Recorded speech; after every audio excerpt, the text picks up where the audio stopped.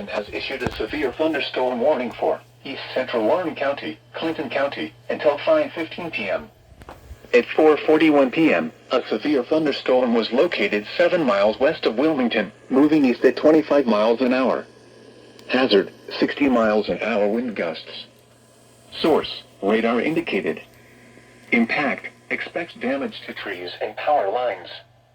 Locations impacted include Wilmington, Blanchester, Sabina, Clarksville, Midland, Port William, Melvin, Bloomington, New Antioch, Oakland, Cuba, Lees Creek, Reesville, State Route 350 at U.S. Route 22, Morrisville, Ogden, Kingman, Interstate 71 at U.S. Route 68, Cowan Lake State Park, and Burtonville.